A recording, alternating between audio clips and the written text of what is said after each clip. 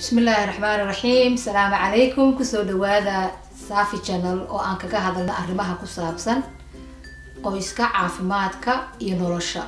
Maanta waxaan ka hadlaynaa arrin aad muhiim u ah xagga caafimaadka. Arrintaas waxa ay tahay waxyaabaha loo yaqaano synthetic scents. Synthetic scents hadaba maxay yihiin? Synthetic scents waxa weeyaan caraf artificial ah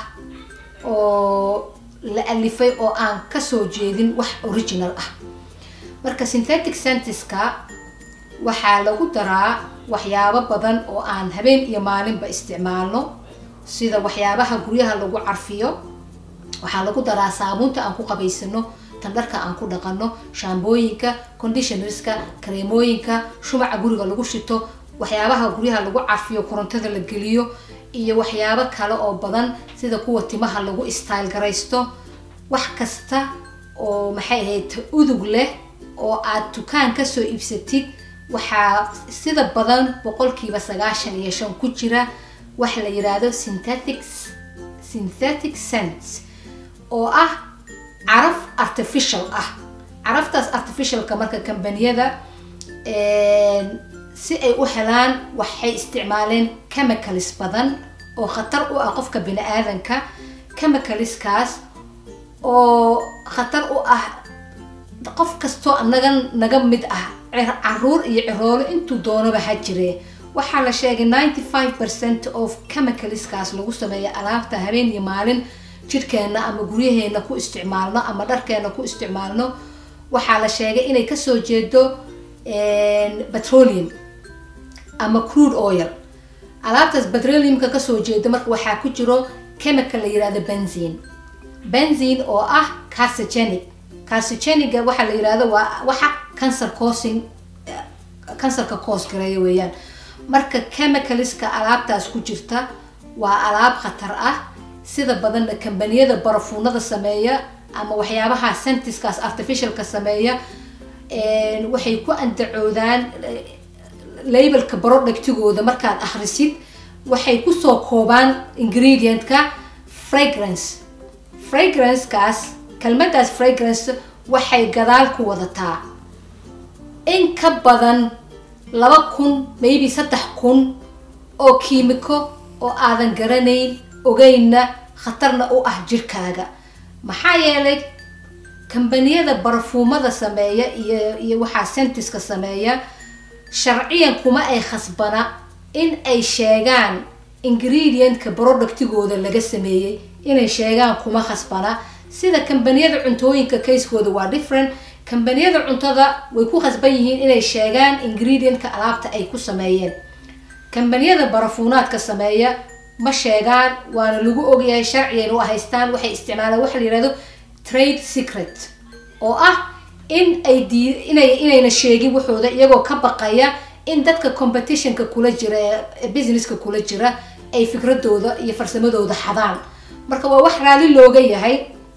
arrintaas daraadeed kambaniyada marka waxay sameeyeen inay advantage ka qaataan dadka masaakiinta ah oo ay sun u soo baceeyaan. marka synthetic scentska waxaa ku jira kiimikooyin badan oo khatar u ah caafimaadkeena kulligeenba. cudurro badanaa laga qaadaa sida kansarka, neefta, allergiga iyo waxyaabo badan oo khatar ah. arrimahaas inaan ka fogaano waa jecelnahay. bini'aadanka waa jecel yihiin inay saabuun udgoon ku qabaystaan ama shaambo udgoon timaha ku dhaqdaan, laakiin shaambadaas udgoon iyo saabuuntaas udgoon hadday caafimaadkaaga ama ka ilmahaaga ay wax u dhimayso, khaasatan ma qiyaasi kartaa ilmo yar oo la dhalay oo waxaas dharkiisi lagu dhaqay ama gurigu seexanayo lagu buufiyey dhibaatada ka soo gaari karta ma qiyaasi kartaa. waxyaabahaas hadday marka khatar noo keenayaan carafta xagga naga dhig. caraf waa la heli karaa iyadoo caraf saxa ayaad heli kartaa oo natural ah, laakiin caraftan la soo walaaqay oo 2000 iyo 3000 oo kiimiko oo aadan garanaynin ka samaysan oo caafimaadkaaga khatartu ah waxay ila tahay in aad ka maarmi kartid haddii aad caqli ku shaqaynaysid. marka qofka bini'aadanka wuxuu isweydiinayaa why kambaniyadan ay maxay tahay waxa sunta ah nooga iibinayaan, why ayna dawladda ayna waxba uga qabanaynin. jawaabta marka waa mid sahlan. arrinta dawladda waxa weeye waa business arrinta kambaniyadana waa business maxaa yeelay kambaniyadan alaabtan synthetic ah si cheap ah ay ku produce gareeyaan marka ma rabaan alaabta runta ah inay maxay ahayto ka iibiyaan lacagta iyo profitka ay ka helayaan ayaa uga muhiimsan waxaan qofka bini'aadanka iyo caafimaadkiisa sidaas daraadeed maadaama ay iyaga raqiis u tahay wixii u raqiisa ayay ka fakarayaan labelada inay ku cadeeyaan ingredient-kan khatarta ahna uma ay baahna because waxay ku doodeen in farsamadooda laga xadayo oo sharciyaaba ka yaal arrintaas sidaas daraadeed adaa lagaa rabaa inaad taxadirtid markaa wax iibsanaysid labelka akhrisid kelmadda fragrance meesha ku aragtidna run a mile ka carar maxaa yeelay kelmaddaas fragrance waxbaa ku qarsoon chemical oo dhan marka la isku soo duubay fragrance ay ku replace gareeyeen marka kelmaddaas iska ilaali waxyaabaha maxay ahayto naturalka ah inaad iibsatidna ku dadaal kambaniyadan iyaga waxaa u muhiim ah markay product sameeyaan kaba soo qaad dukaankaa tagtay maanta waxaad tiri shaambaan soo iibsanayaa shaambada annaga ingiriiska oo kale for example 2 gini 3 gini 4 gini yaa lagaa siinayaa dhalada shaambada ah kasoo qaadba inay 3 gini tahay average 3 gini oo shaamba markaa kusoo gadatid ha u malaynin shaambada waxa ku jira inside-ka wax value ah iyo wax quality ah ay leedahay ma jirto inside-ka waxa ku jira hadda idin sheegaya inside-ka waxa ku jira waa sun iyo chemical la qasay kambaniga wuxuu ku focus gareynayaa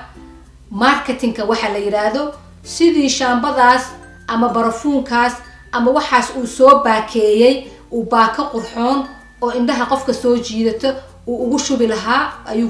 ayuu ka fakarayaa kow iyo sidii uu u isticmaali lahaa lacagta waxaan kasoo galayso uu ugu isticmaali lahaa advertisement is all about marketing and advertisement way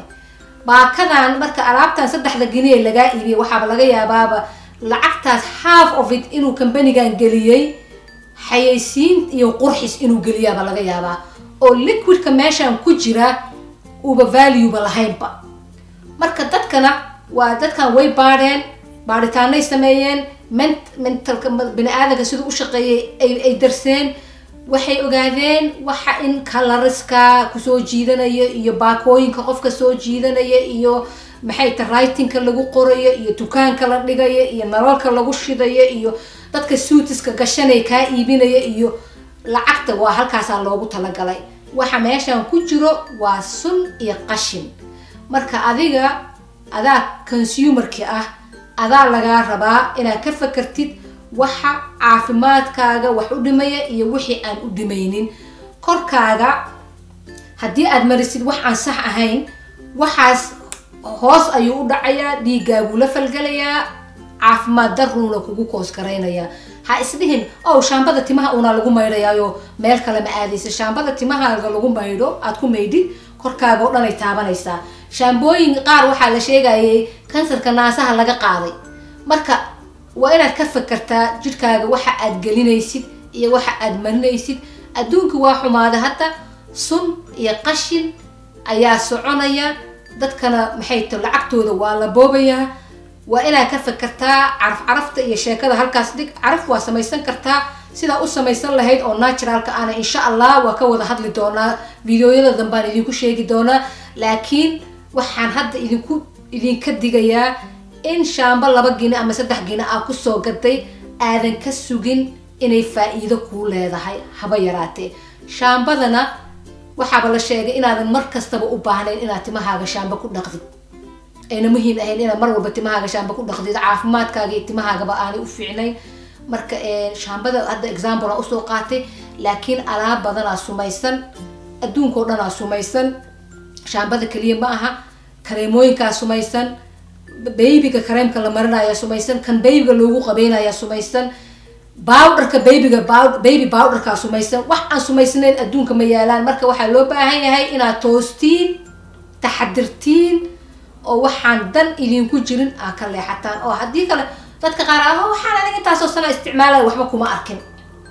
alxamdulilah haddaad waxba ku arkin laakiin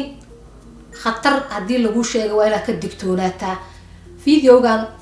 haddii aad isleedahay waa ka faa'iiday ama aad jeclaysatay thumbs up isii ina subscribe garay. waa mahadsantihiin.